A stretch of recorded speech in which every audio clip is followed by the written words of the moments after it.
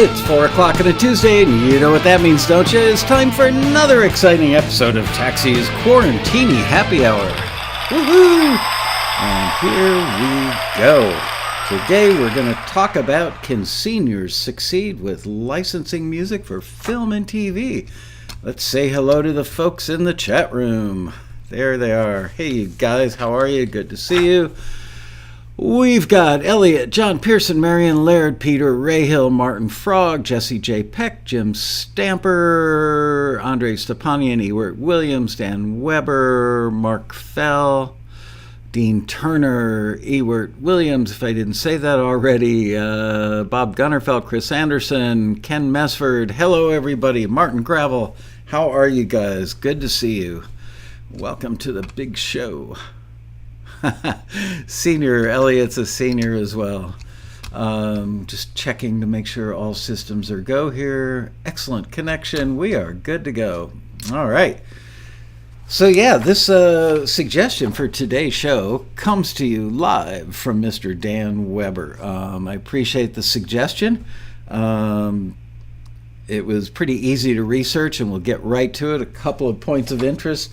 So just to show you what a pain in the butt the road rally is to put together, in the last 20 minutes, I've heard from one of my star people that was doing a solo thing at the road rally. It says to me, "Oh man, I can't do Friday, November 5th. Can we do something maybe in late December?" It's like, no, we can't. We talked about this 2 months ago. We confirmed the date. Good thing is I asked him to produce a video because I knew there was a decent chance he would have to move or cancel on me. So I asked him to produce a video, and so I'll just get a video. I'll hit play and go make a sandwich. So there's that little excitement. And then I just reached out to the video editor that did all the title cards and the montage, the video montage opening for last year's road rally, and said, "Hey, Sandy, I need you to update that stuff. I'm going to keep everything the same, but I just need to update it with new verbiage, blah, blah, blah." And he goes, "Oh, man, I don't do video editing anymore," after he's been doing it for 20 years. "I do real estate now." And I said, "Well, that's a bummer. Can you send me the files?" I wouldn't even know where to look for them. And that's how my day is going. Anyway, hopefully you guys you're seeing me, right? Because you're certainly not saying hello. Anyway, so today we are going to talk about seniors succeeding in licensing music. And yes, R.I.P. Norm Macdonald. He was a funny guy. All right. So you guys have me. Thanks, JP. All right. So everybody pay attention now, class. You guys are getting unruly today. So the question was submitted in the comments under yesterday's Taxi TV, which, by the way, I still can't believe how good the music was. And did you see the gentleman who turned in that great, what was it? Oh, man, I can't even remember now. The funk piece with the full band, those were all real players. That was all real people. Like them. Okay. So here's what I had from Dan Weber posted in the comments under yesterday's show. "I'm 57 years old. I'd like to hear you talk about older taxi members that you've seen who've had some success in sync since you started this company. Excuse me now, I have to go take my Geritol. LOL, thanks ML." See, only people of a certain age actually know what Geritol is, Dan. And pretty much anybody under 55 probably wouldn't know. But so I went, it was pretty easy to research this. And frankly, I didn't have a lot of time because of the rally, but I did go back and looked at the member success stories or member deals, whatever we call them, in the last couple of months that have been in the newsletter. And I found, Andre, what is a Geritol? Geritol spelled Geritol. It was a tonic that you took. I think to perk you up. I don't know. It was probably speed or something. Who knows? But it was over the counter. Then again, up until 1914, I believe you could get cocaine over the counter to help with your upset stomach, your headache, your backache, or Coca-Cola had it in there. Okay. YouTube channel, Hi All. Well, there's an original name for a channel. Gotta love that. That's right. It was an iron supplement. Bob Gunner felt apparently old enough to know. Yep, a tonic.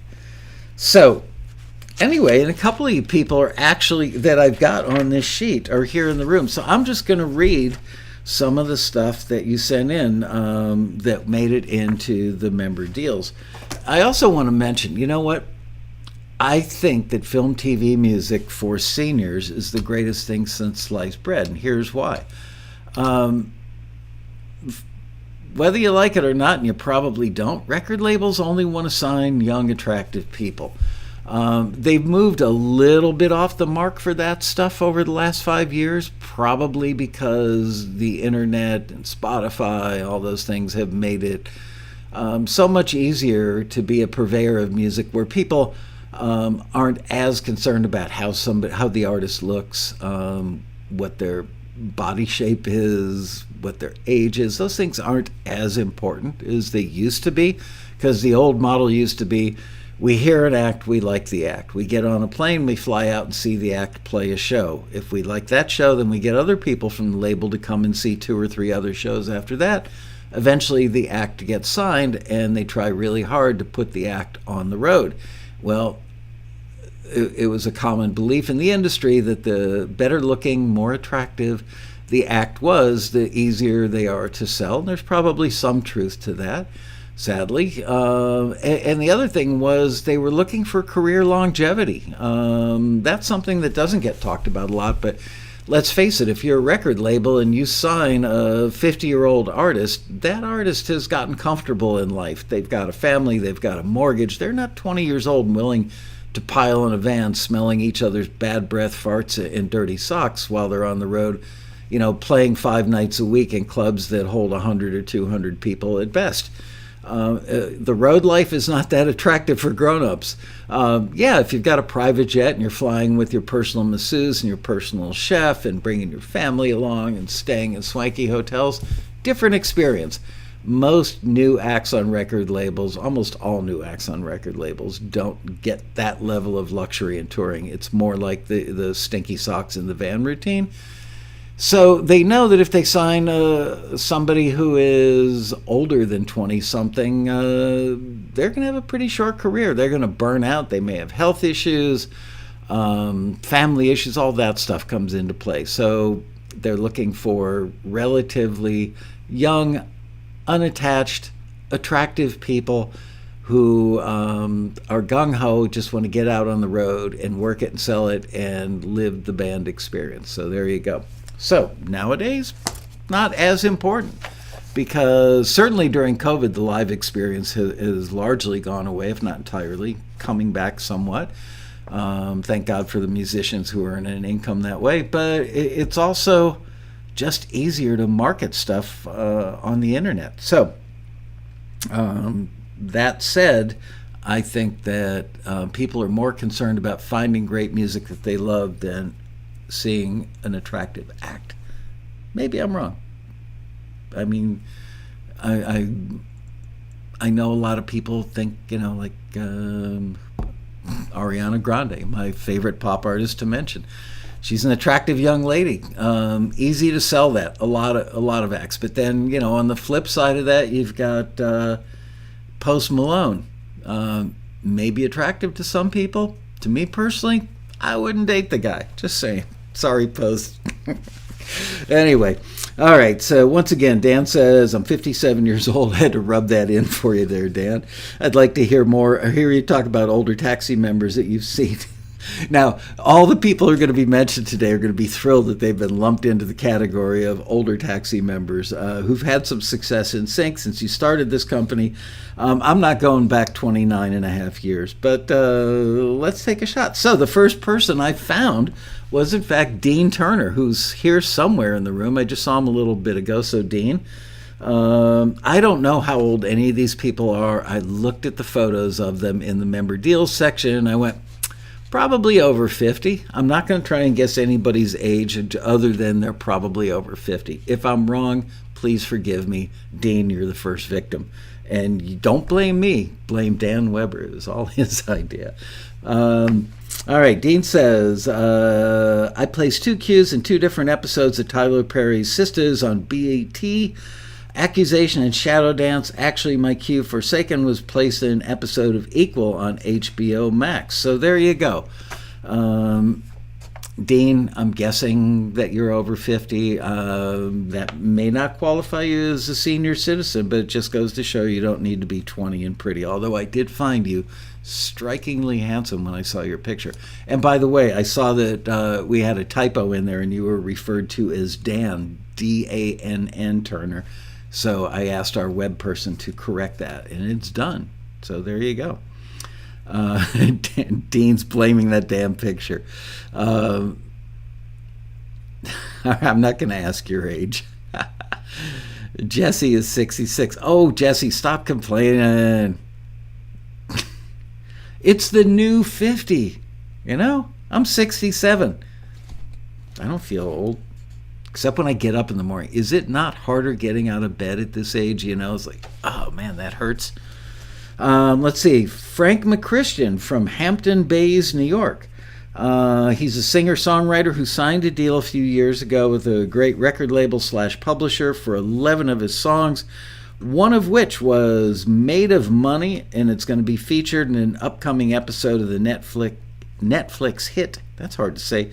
This is a tongue twister. Netflix hit Heist. The show is called Heist.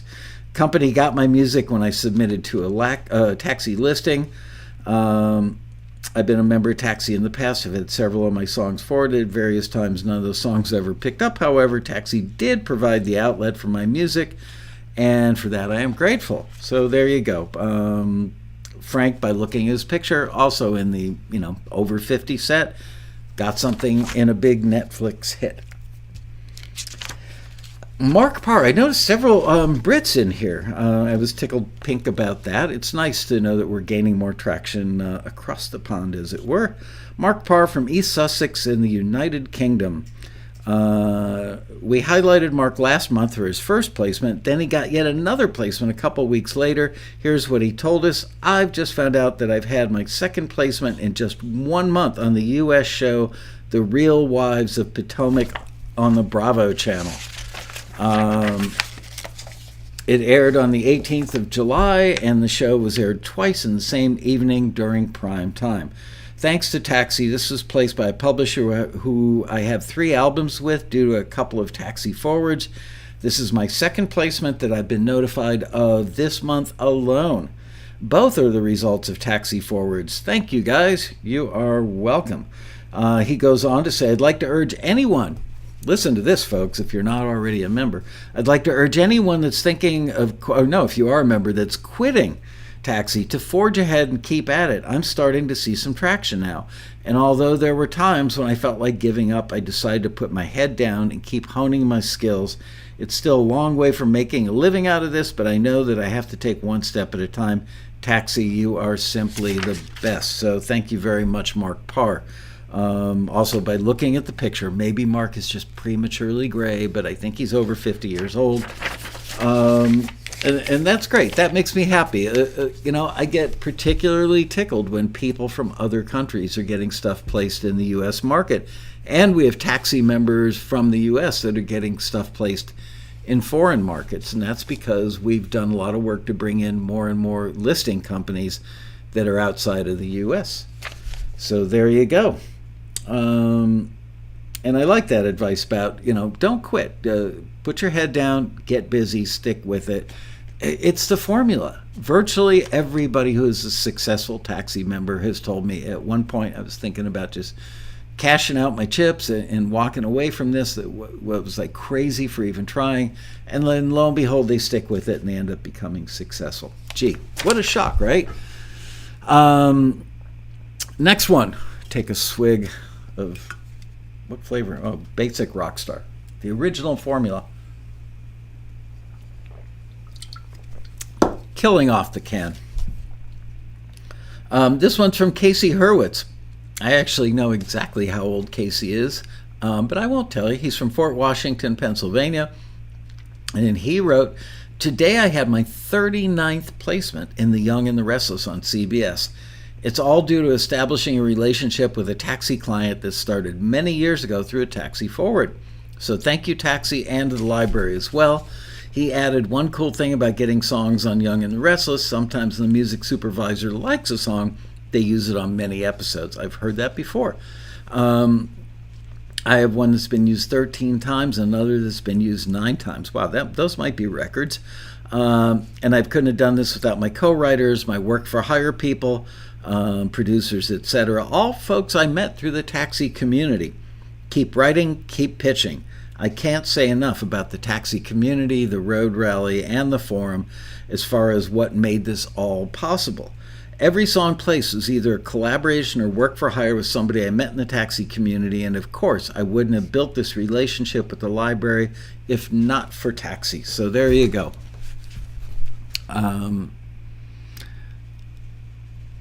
Yep, so old Darren Moss, you must be in advertising because you're funny.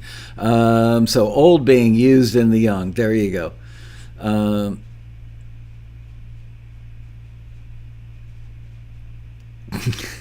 Ray Hill's suggesting they change it from The Young and the Restless to The Old and Incontinent. I love it. All right, next one. Again, I've spoken to this gentleman on the phone, had a very nice conversation with him. His name is Mitchell Cantor. He's from Boca Raton, and he's definitely a senior, and he's retired. And he let us know that he recently heard back from a publisher. His music was forwarded to by Taxi, and he has started a relationship with them. He says nothing has happened yet, but they've been quick to follow up and help me with any questions I have. I'm looking forward to finding some success with them. Also heard back from another company Taxi sent my music to, and they want to sign all my music as well. Although we have a typo in here. It says they want to sing all of my music as well. Or maybe it's just that good that they do want to sing it. They sent me an agreement, which I signed and sent back to them. Oh, so we got the deal. 3 of them were songs I submitted to Taxi to get the forward. So there you go. Mitch Cantor, I'm sending love from Los Angeles to beautiful Boca Raton, Florida. Congratulations for making the senior team. This is, we've got the JV team. This is the senior team. Next one is from Lee Gracie from Suffolk in the UK.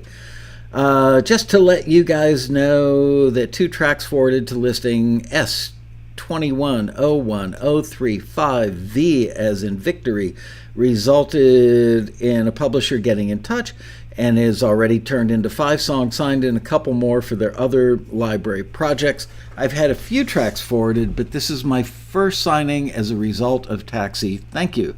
He also added, I submitted 4 cues for an earlier listing this year, 2 of which were forwarded by Taxi to the publisher. They got in touch a month or so later, to confirm they wanted to license both tracks for the project. Interestingly, I also sent them the 2 songs not forwarded by Taxi, and they were accepted too. I mentioned this not to criticize Taxi. That's good, Lee, because I would rewind the tape and edit this out. No, I wouldn't. Not to criticize Taxi, but to highlight the feedback I received from Taxi helped me make some minor changes that ultimately led to them being just right for the client. So there you go. So they weren't right when he first submitted. He made the changes, got picked up. Yay, that's the way it's supposed to work. Also, music is not an exact science. No kidding. It's the feedback from Taxi that helped me refine what I do. I joined in 2020, so in my early days, I'm still in my early days, but with encouraging results so far. Congratulations, Lee. That's great news. Once again, definitely over 50. I think I've met this gentleman before. I know the name is familiar. His name is Len Boone. He's from Doylestown, Pennsylvania. And this is a note, an actual email from the client that signed him from the company that got Len's music from Taxi and ultimately nailed the placements below. Hey, Len and Larry, that's Len's writing partner. Looping in our friends at Taxi to let you both know that the tune Shine On will be in tomorrow's episode of the hit TV show Mixed-ish on ABC, episode 210, titled You Dropped a Bomb on Me. Your song Give In to Love will also be in another episode of Mixed-ish in episode 212. And more good news. Y'all got another cut.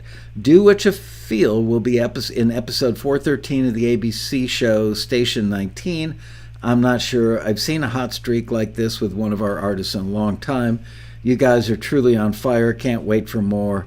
And a big congrats to Len and Larry. And, of course, thank you, Taxi. Len added, when he wrote back in response to the email from the publisher that we were all copied on, Len added, in today's music environment, Taxi is the closest thing to having a publisher on your side.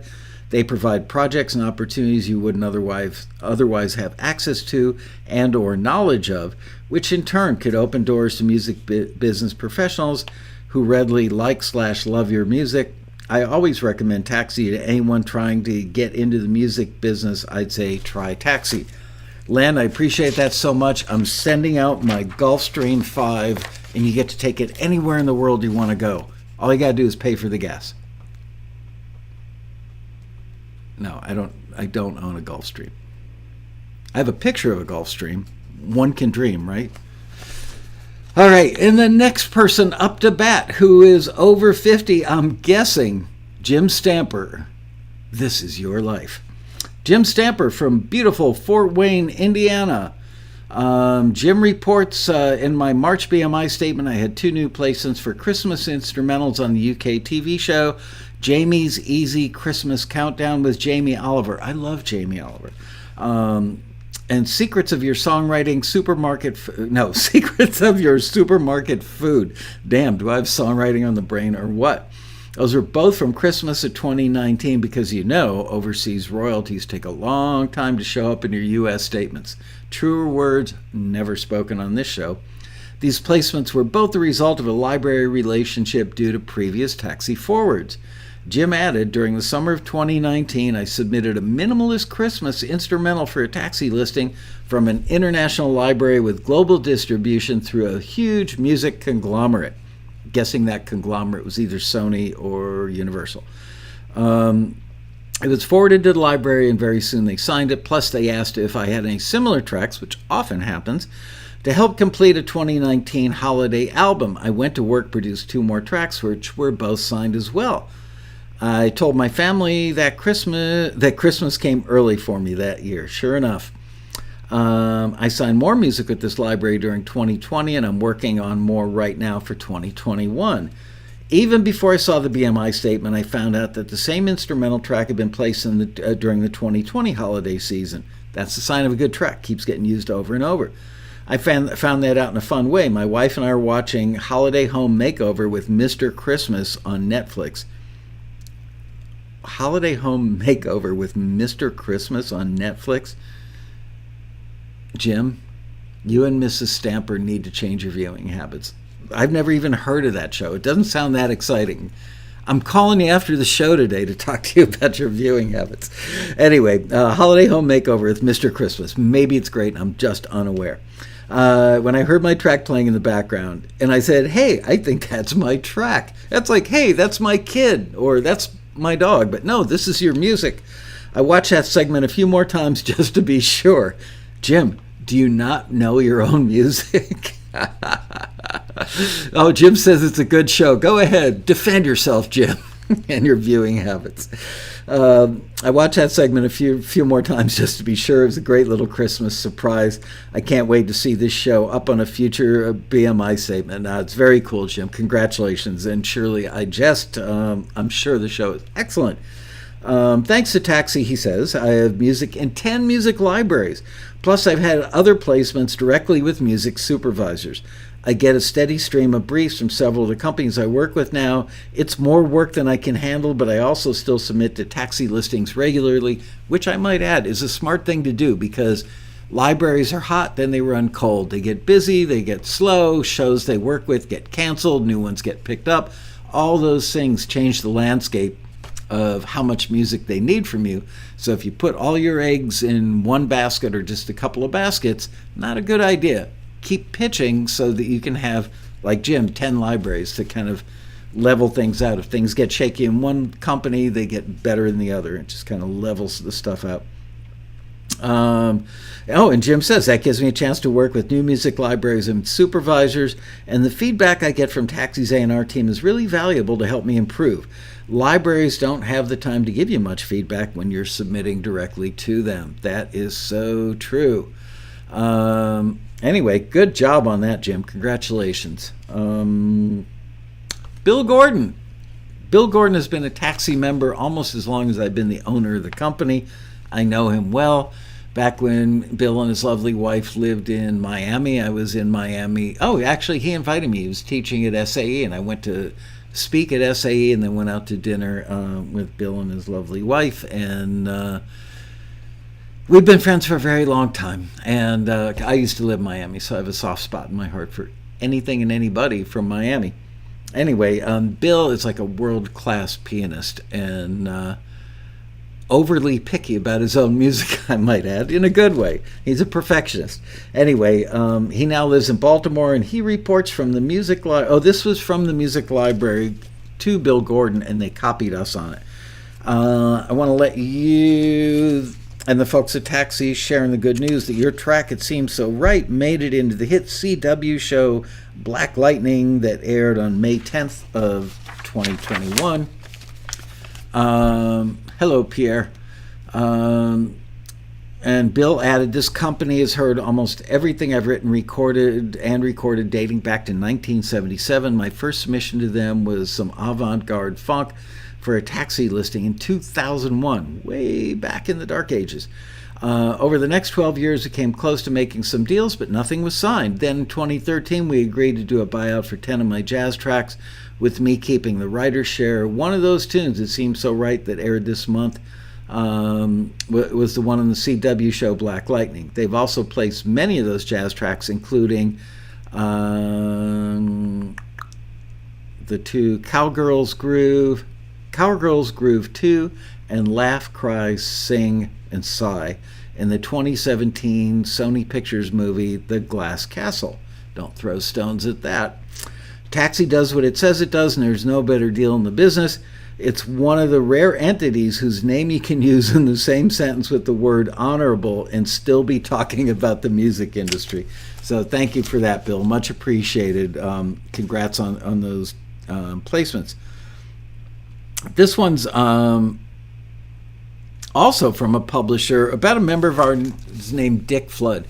Dick is a very interesting guy in that he had a burgeoning career in the country music industry back in the 60s or 70s in Nashville, and has been doing all kinds of interesting stuff ever since. And he took a lot of his music that he did back in the day and started submitting it to Taxi, mostly to vintage listings, and has been unbelievably successful. Maybe he's right up there in the top 3 for sure of most often placed vintage music members, okay? And Dick is definitely in the 50, 60, 70 crowd, somewhere in there. And his publisher said, writing you and our dear friends at Taxi to let you know that your tune, I'll Never Be the Same After You, has landed in episode 212, titled The Big Heat of the hit Fox TV show 911 Phone Star. And the episode airs tonight. Very exciting stuff here. Dick, you can check it out tonight on Fox at 8 p.m. And that's that. And the next one is from Dan Weber, the very Dan Weber who suggested that we do this show today. So thank you, Dan. And he's from Anderson, South Carolina, just in case you want to stalk him or show up and co-write with him or, stop over for, like, burgers on the grill this coming Sunday. Here's the latest from Dan. Because of Taxi, I've signed hundreds of tracks with 5 libraries around the world since 2016. Wow, hundreds of tracks. I had no idea, frankly. Good job on that, Dan. And have had dozens of placements in various countries, including the U.S., and can't believe I'm actually doing what I love and getting paid for it. Well, hats off to you, dude. In June 2020, I signed 2 hard rock instrumentals with the Music Library in Germany. The 2 forwards, Taxi forwards, led to 3 more Christmas songs I created as a result of that relationship. In September of 2020, I signed 2 public domain classical tracks with yet another company. because of a friend I met on the Taxi Forum in October of 2019, I signed 14 tracks with another music library that also works with Taxi. All Middle Eastern rock tracks, which is a new genre for me, and I love working with the company's owner. I know exactly who you're talking about. He's a personal friend of mine, and I just had lunch with him about 3 months ago, maybe 4 months ago. Thank you for this company. Well, thank you for saying all that nice stuff, Dan, and congratulations on those placements. Honestly, until I read this, I had no idea that you've signed hundreds of tracks with 5 libraries and had dozens of placements. I had no idea. I know you in the context of being in this chat room all the time and hanging out with you, during the lockdown and stuff. So congrats. I really mean that from the bottom of my heart. You've become a friend over this time, and I get so happy when I hear about people that I care about having success. So thanks for letting us know. Also, anybody else in the chat watching the show, or anybody watching the show after it goes up on YouTube, please let us know about these deals. We love reporting this stuff, and I mean, we only get a tiny little tip of the iceberg. Sometimes we find out from publishers, but not very often. They're too busy to let everybody know, oh, your piece of music got used. So we really rely mostly on you guys, and we really appreciate it when you do let us know. You can email your stuff to deals@taxi.com. Liz, can you please double check that? It's either deals@taxi.com or memberdeals@taxi.com. And somebody here will contact you and get a picture, a photo, if we don't already have one, and it will make it into the next issue of the Taxi Transmitter, our world-class newsletter that goes around the world and outer space as well. The next person is Danny Infantino. I've known Danny for a very long time. He was in kind of an early group of Taxi members who found success. He's from beautiful Pinehurst, North Carolina. One of the greatest golf courses in the nation is there. Good news, he says. My piece, Taxi Dancer. Hold on. Don't go away. I need a prop for this. I'll be right back.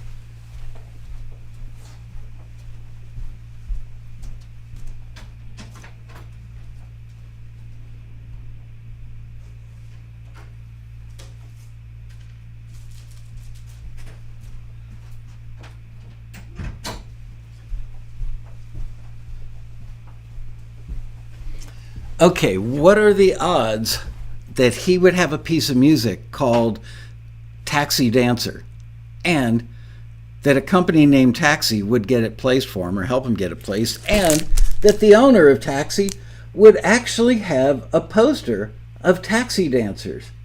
How cool is that? I think this was... Ooh, it's a model. This is a model. This was a novel. That you could buy a novel for 35 cents. Wow, and look, you can see right through it. That is so cool. Anyway, good job on that. Send that back to the prop department. I didn't just go out and buy that. I've had that thumbtacked to a bulletin board outside my office for about 15 years, probably. Anyway, Danny's song. Where'd it go? It aired in episode 102 of Mayor of Easttown. If you guys haven't seen that show, that series, it's one season. It's on HBO, probably now HBO MAX. Mayor, M-A-R-E, of Easttown. Excellent. Some incredible acting in that show. Really good. And like most of these series that you binge, first episode or two, it's like, that's not bad. Don't give up, because they tend to get better and better with every episode, and that show is a great example of that. Just amazing acting. Show stars Academy Award and Golden Globe nominee Kate Winslet as Mare Sheehan, a small-town detective investigating a local murder. She was awesome. Kate Winslet was the young, attractive female in Titanic. Beautiful woman. Great actress.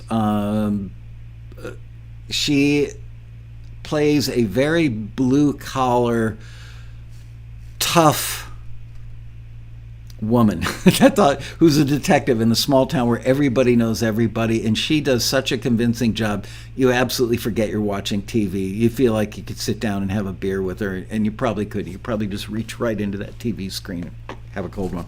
Anyway, congratulations, Danny, on getting Taxi Dancer placed in episode 102 of Mayor of Easttown. Next up to bat, we have Douglas Barr from Perth, Canada. Douglas recently told us, I attended your Taxi Road Rally conference in, I think, 2013. Talked to an unnamed fellow looking for original 70s songs. That got me thinking about old reels I had in storage from early in my writing and recording career. Always a good idea to do that.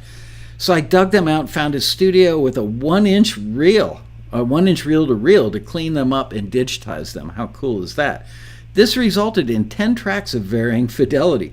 After submitting them to many, many taxi listings, I had 5 or 6 forwards and a call from a highly regarded record label / publisher. Good going, Doug Barr from Perth, Canada. Congratulations on that. Again, I don't know exactly how old Doug is. Maybe he's prematurely gray, but looking at the picture, I'd say he is probably a senior or close to it. And again, as a reminder, every one of these stories you've heard today are from people who are in the last third of their life, you know?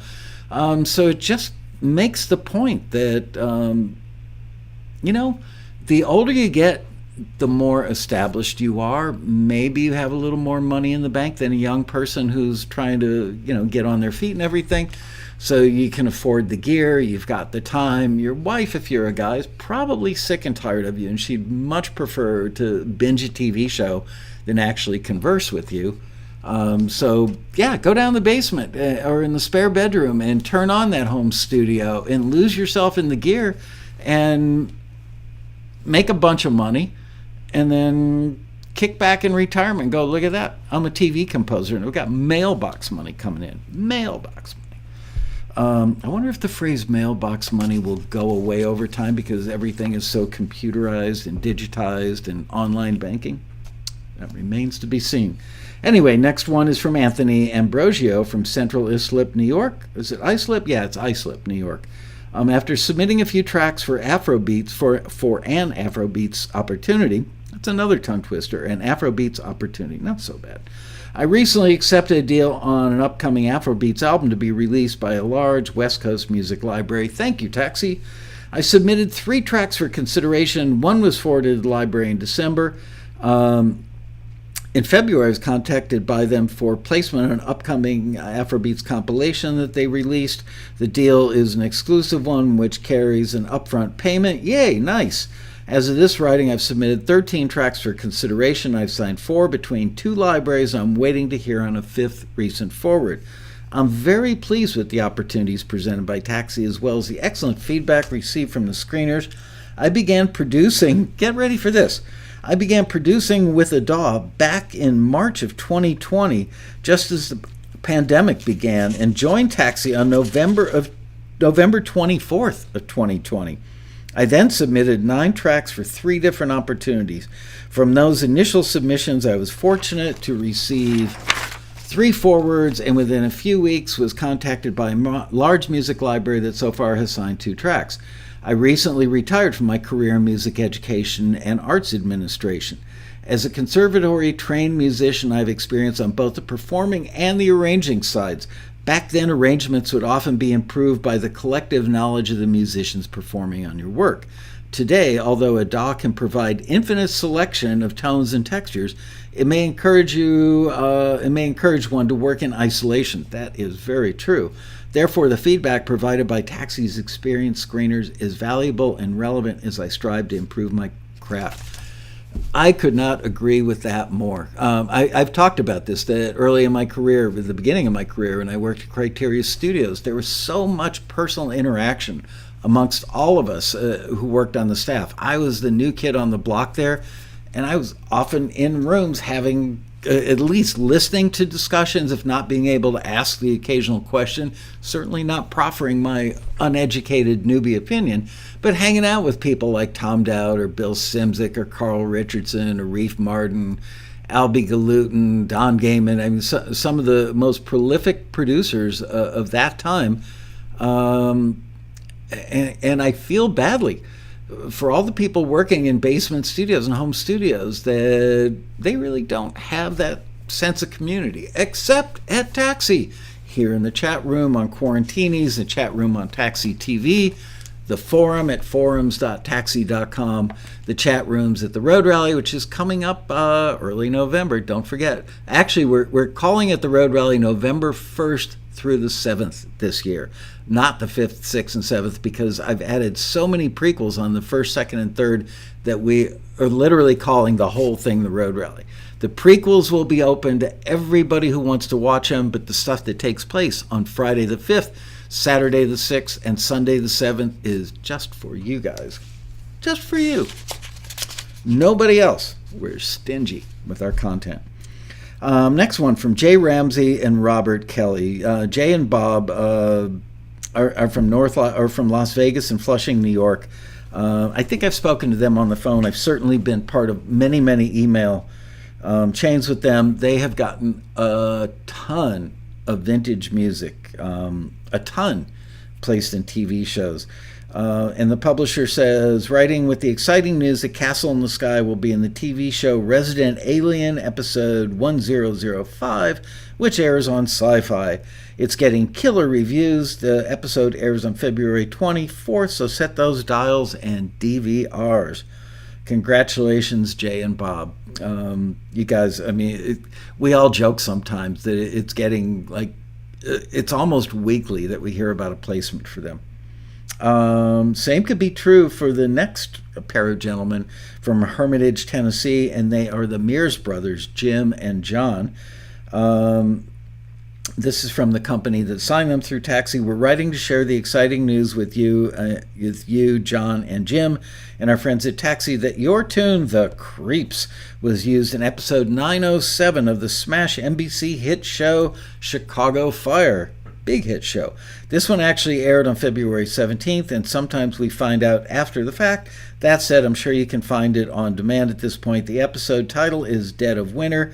So big congrats to the Mears brothers, and of course, thank you, Taxi, in all caps. A couple more, and these are from guys I personally know. I've known them for a long time, and they're definitely seniors, okay? This one's from Denny Ernest, who lives in Livingston, Montana. Denny's tune, There's No Doubt, by the band Bridge, was used in episode 402 of the Fox TV hit 911. Show aired on January 25th. The episode's still available on Hulu and Fox On Demand. Danny got the publishing deal through a Taxi connection at least 10 years ago, maybe more, like 15 or more. It just goes to show you the great music keep finding its way into TV shows. Blah, blah, blah. Denny, we're all very happy with for you. I know Denny. He's a cool guy, a great guy, and he can play any instrument with strings on it like a mofo. And last but not least, we have Stan Morris, who you guys probably know from the forums as Jazz Stan. He's from beautiful downtown Torrance, California, just south of LAX. Stan is a longtime veteran member who reports through attending the Taxi Road rallies, all of them so far. I've made a number of friends with whom I've stayed in touch with over the years. One such friend has gone on to start his own production music library and asked me to submit a few tunes. Today I got my BMI statement. For the first time, my statement listed film, Hong Kong, for the use of an emotional dramatic cue called Tough Decision, signed to my Taxi Friends European Music Library. So there you go. I literally could do this for hours upon hours, but at some point I figured, all right, the point has been made, and Dan Weber, thank you for asking the question, that, yeah, it just doesn't matter how old you are. I think that being over, in the back third of your life is probably a good thing if you're aiming for a career in sync. The only negative is that you didn't start out at 20, because if you started out at 20, you would be a multimillionaire by the time you retired. I remember years ago, like 5, 6, 7 years ago at the Road Rally, we did a thing on stage with one of our members who's a certified financial planner, and he actually ran the numbers of how much money somebody would make if they started at 30 years old and did it for 30 years. Let me look on my desktop. I think I still have that document saved here because I'm like a hoarder and I save everything. So the first year, if you start out at 35 years old and did it for 30 years, First year you make $1,000. Next year 1,500. Next year 1,850. 2,400. Then back down to 1,900 because you have a little dip. Then 4,000. Blah blah blah. Anyway,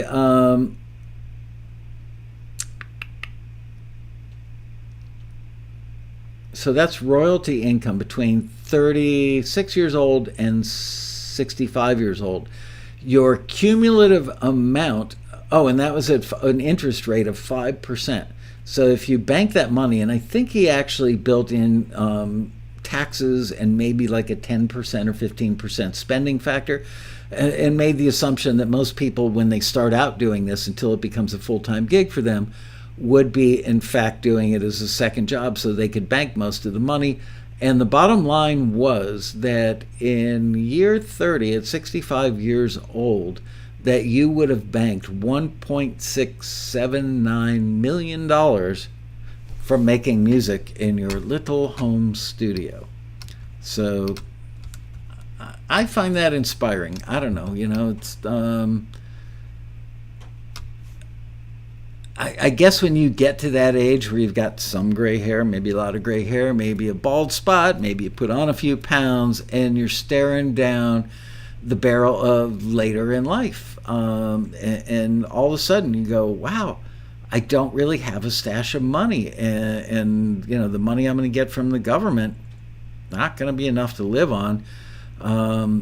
It's really motivating to make music and create that income stream to supplement the money that you're going to get from the government. And who knows? I just read an article this morning that was quite depressing that Social Security may in fact run out, I think they said by 2035. I don't know if that means it runs out for people who are in it already or people who want to start drawing their money from Social Security by that age.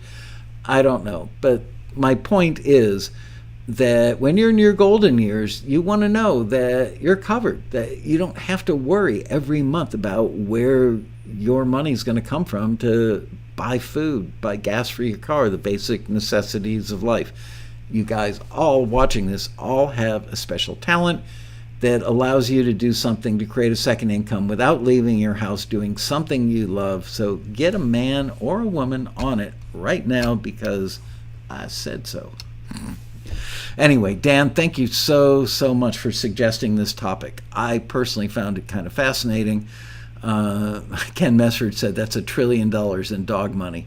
Yes, only for dogs who are smart enough to save. Money for their heirs. Oh, hell no. Don't leave anything to the kids, damn it. What did they do to deserve it? I'm jesting.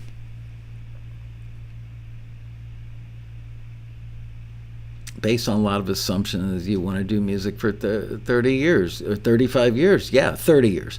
Yeah, that is an assumption. Most people would want to. Especially, let's say you started when you're 50 years old. And let's say you live until you're 85 or 90 years old. And let's say that you retired at 65 years old. So 65 to 90 is 25 years. Imagine having a pretty darn good income for those years. And imagine what it'd be like to not have that income if you haven't saved. Thank you, Dan. Andre's money comes from underneath his mattress. Well, gee, Andre, that wasn't the smartest thing you've ever done. Tell everybody where you keep your money. And I'll bet you anything, he probably keeps his fishing, his flies that he ties for fishing, because Andre's like a world-class fly fisherman in beautiful southwestern Canada. He probably keeps his flies locked up in a fireproof safe somewhere, but keeps the money under the mattress, right? Yeah, that was a great topic suggestion, Dan, really. Michael, you've named some very successful taxi members today that are also gracious as members in Taxi's mentor-to-mentor room at the physical road rally. They are ageless and classy enough to be so very helpful. They are, that's what makes the road rally so special, is that it seems like other conventions, and I'm not going to mention anybody by name, but virtually everyone that I've been to, one definite exception is the Hawaii Songwriters thing. That does not have the, hey, check me and my leather pants out and my cod piece. I'm a rock star and you're not, so go suck it, Those people don't really exist at the Taxi Road Rally, and they don't exist at the Hawaii thing. It's that sense of generosity, and we're all in this together, everybody helping everybody. It's not just words, and I know it sounds a little cheesy or corny to say it, but it's true. Kumbaya, folks.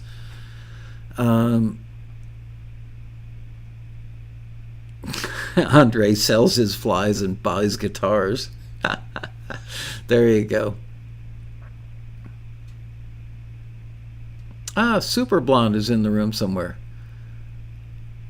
Money in a mattress. Sounds like a lumpy mattress. There you go. You're welcome, Heidi.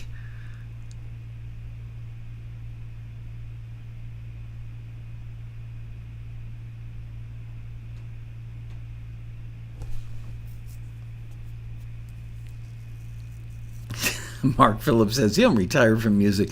Your frequency just fades away. And I don't think he means frequency of making music. I think he's talking about those frequencies. Yeah, one of these days, I've got to make it up there to go fishing with you, Andre. I really, really, really do.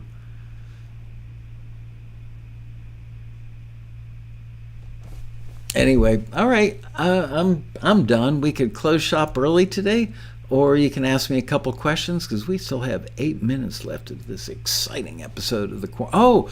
I can tell you a little gopher and coyote update. This is really exciting for those of you who've been with Quarantini Happy Hours since the beginning. You well know that during the lockdown we had many visits from coyotes that came up on the porch at night. We got them on video on the Ring camera thingy.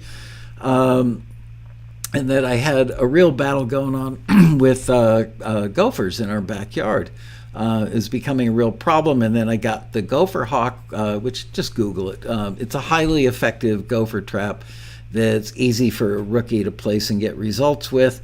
So anyway, the gophers, I've got one gopher that's just, this guy is smarter than I am and has evaded the traps.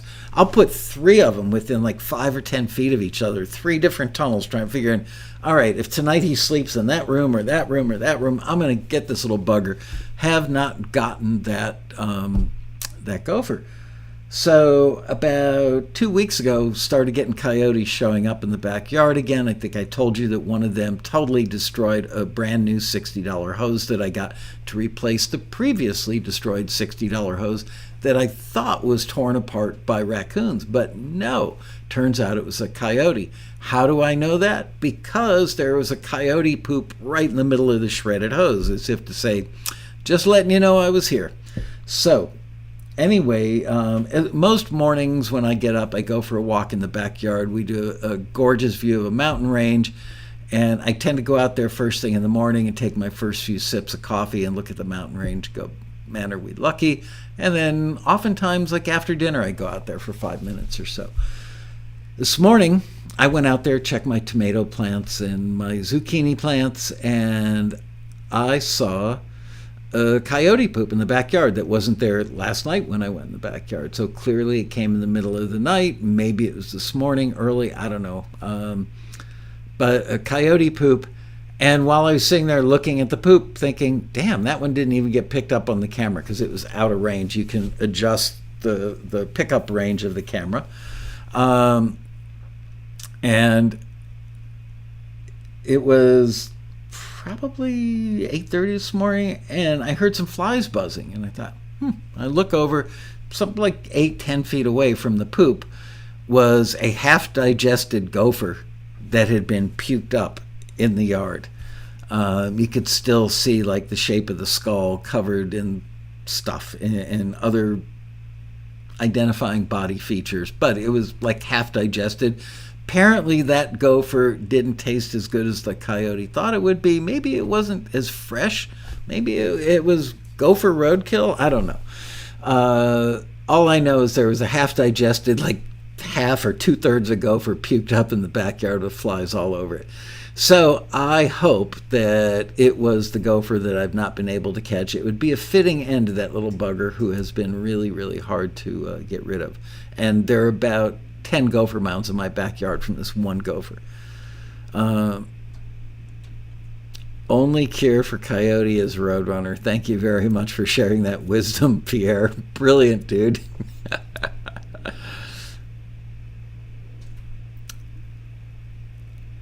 Wow, you've got bears. Andre, here's a fly fishing story. I think I told you Deb and I went fly fishing Three Forks River in Montana, I believe, many years ago with a taxi member who was a fly fishing guide. If I remember correctly, the #1 rated fly fishing guide in the state of Montana at the time anyway. And we went fishing with this guy, and we were out in a drift boat for like 6 hours a day for 2 days in a row, if I remember. And we would just be drifting along, relatively small aluminum boat, and drifting, every now and then casting. And sure enough, mama bear and a couple of baby bears walking along. And funny thing was, Deb had gotten out of the boat at some point. She said, I just want to walk and enjoy nature. I'm tired of fishing. Okay. So she was walking for like an hour, and then we picked her back up. And literally like a minute after we picked her back up, we saw a mama bear and some baby bears walking along the bank of the river. So had Deb stayed over there, she would have been in real trouble. Maybe that coyote is my karmic friends. Yeah, probably. I deserve what I get, right?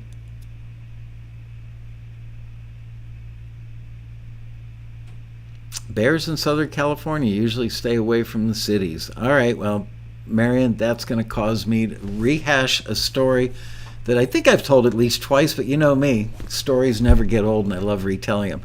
So our daughter Hannah, who at the time was probably 6, 7, 8 years old, still an early grade school kid, wakes up one morning and says, I had a dream about a bear. I saw a bear. We're going to see a bear today. And Deb and I are like, okay, honey, sure, that's fine. Good, bear, trying to appease our kid. And then we went to a barbecue at somebody's house about 2-3 miles from where we live. Backyard barbecue, a lot of people there, like 50 people, and Hannah is walking around telling everybody, I had a dream about a bear. We're going to see one today. Everywhere she went, I had a dream about a bear, to the point where Deb and I pulled her aside and said, Hannah, enough with the bear, all right? It's like people are like scratching their heads going, why is this kid talking about this bear so much? So at the end of the party, Deb went home, left the party in her car, and took one of our daughters, and Hannah rode in my car. And as soon as we got to the end of the driveway and we were ready to pull out onto the street, all of a sudden we could hear a helicopter above us, really, really low, and then cop cars all over. And I said, what the heck is going on? And Hannah said, it's probably a bear. And I just rolled my eyes and wanted to say, shut up with the bear already. But I kept my mouth shut. And literally as soon as she said, it's probably a bear walked right in front of our car. Luckily, I had my digital camera. Remember when all phones didn't have digital cameras in them yet? At least not good cameras. Smartphones probably didn't exist at the time. I had a camera sitting on my seat, a little digital camera that I'd brought to, shoot pictures of friends at the barbecue. And I picked the thing up and went click, and I got a picture of the bear walking in front of our car. And Hannah just looked at me and went, told you. She is a gifted dreamer.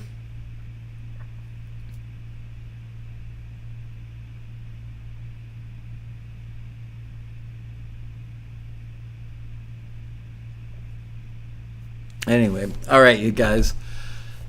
I will see you this coming Monday. I'm not doing a quarantine on Thursday because it is Yom Kippur, so I'm going to synagogue to atone for my sins. And then on Monday, we will be back 4 o'clock right here on this very channel to do a regular episode of Taxi TV with the amazing Bobby Borg. He and I have been going back and forth over topics. I don't have the printout here of what the possible topics are. I think I left them at home on my nightstand. Anyway, Bobby is a world-class expert on marketing your music and building careers, that sort of stuff. So I'm sure it'll be something like that. And thank you, Marion. And we will be back on Monday for a very, very exciting Taxi TV with Mr. Bobby Borg. Until then, I bid you a fond farewell. Thanks for showing up, guys. Thank you again, Dan, for the suggestion. Bye-bye.